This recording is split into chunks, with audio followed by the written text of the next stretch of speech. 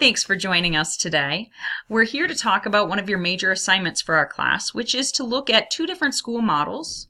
And you're going to basically do a compare and contrast and get to know them a bit better. And hopefully that will be through a tour of two of these models. The two models, or the models that you can choose from, include Montessori, Reggio Emilia, Waldorf, Head Start, and then play-based or the more traditional academically based, or at least that's the way a lot of these programs model themselves. It's really important to me that at least one of the two places that you are going to visit are going to be from those first four, which is Montessori, Reggio Emilia, Waldorf, or Head Start.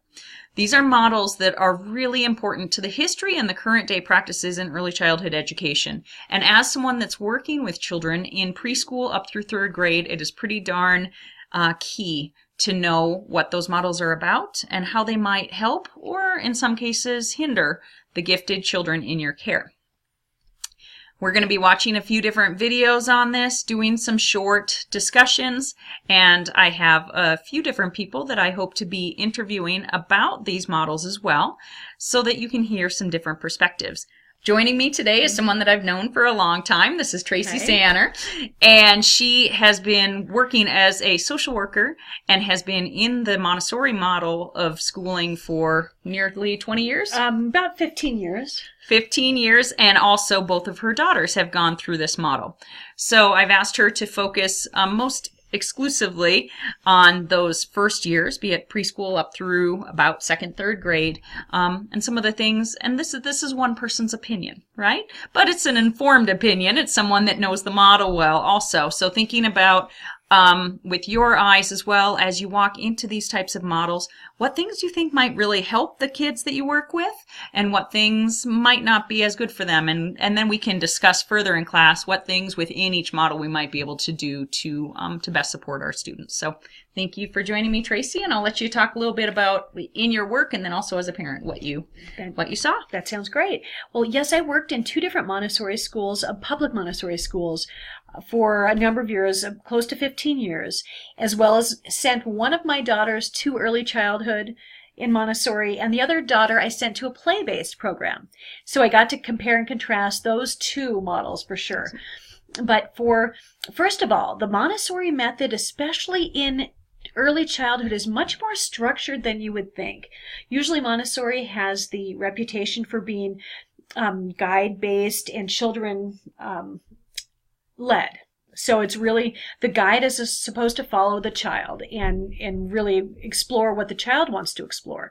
However, in the early childhood, there are works that are created for them and prepared for them, but they must go through a series of steps. They must be taught the lesson on each work, and they must go through the first work before they go to the second work. So it's really very structured in the early childhood. Some kids thrive in that environment, and other kids who might be more creative based, creative kids that don't really crave the structure might not thrive as well as some other different types of childhood programs. I'll tell you with my parent experience, one of my children my oldest went to a play-based preschool, and I thought that was wonderful. She got to try on clothes, she got to do all of these things. And my younger daughter went to her early childhood program in a children's house in Montessori. And she was a child that really would have loved to be in more of a play-based structure. She got bored with some of the materials. One of the materials is called the pink blocks. And although it starts a foundation for math, you master the pink blocks and you do it once or twice, and that seems to be quite enough for some of the kids, yet they are encouraged to go again and again, going over some of those foundations. My really creative younger daughter, I don't think she got as much out of it as some of the other kids. She just wanted to play and try on clothes and things like that were not provided in the Montessori classroom.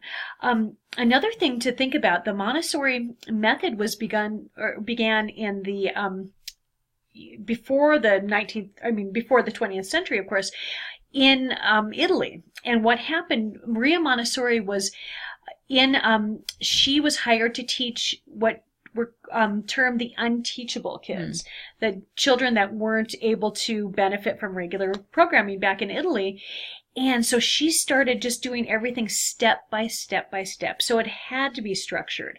And she had great success with the unteachables as well as with everyone else. So it's a great, great structured program.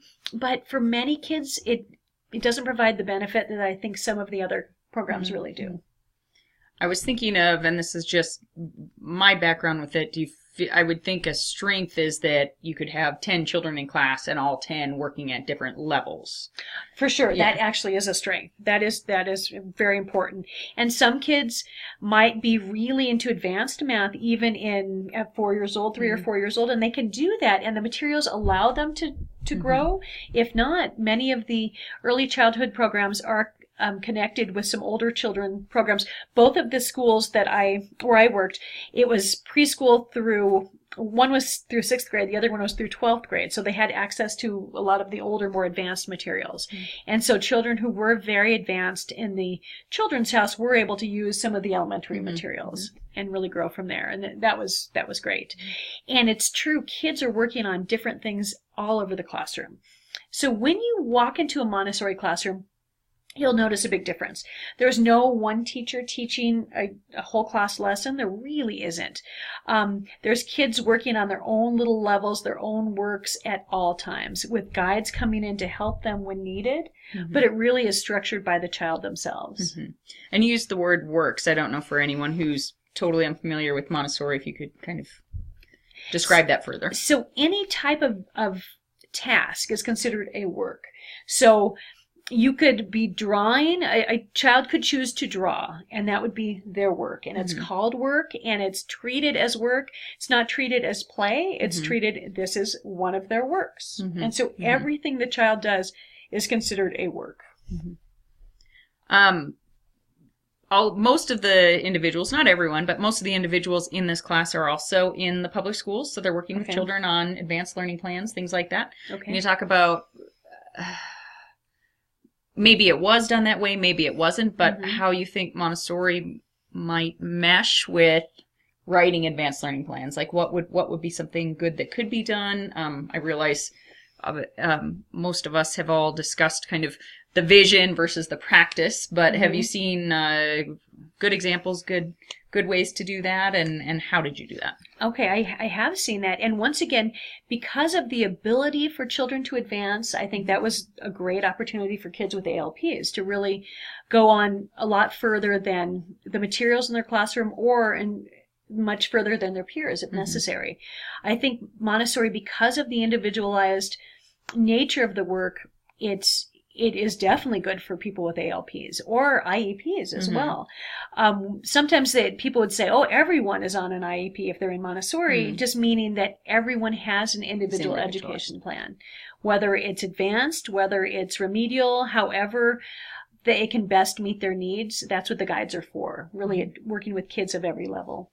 Did you see anything unique there in terms of social emotional support? Thinking of advanced learning plans have the academic part of that of their goals, and then also the social emotional or affective. Well, one really neat thing about Montessori was it started with, they called it grace and courtesy lessons, right when the kids first entered when they were 3 years old. And so there would be circles every single day, sometimes 2 or 3 times a day, and we'd be talking about grace and courtesy. So any time there was a problem between kids, it could be brought up during these circles. Like, I witnessed a few of them where one kid would say, oh, so-and-so was mean to me. And it would be brought up during the lessons or during the circle time. And then it would be discussed, the whole class, well, why do you think she did this? What do you think was going on? And can you apologize? So we would really teach conflict management and really exploring why people behaved the way they did, clear back when they were 3 and 4 years old. So as you see, if kids continue with Montessori, you can see they really are some of the best behaved kids. It's amazing. And it starts with those early grace and courtesy lessons that they're getting. Speaking just for a moment, because this is focused on early childhood, but you had talked to me a little bit about some of the things you saw at the moving toward adolescence. What are some of the 30-second snapshot of that you thought were some strengths or maybe weaknesses as well? Well, the school where I was, of course, it went up through 12th grade. So we had a program for the middle schoolers called the Farm School.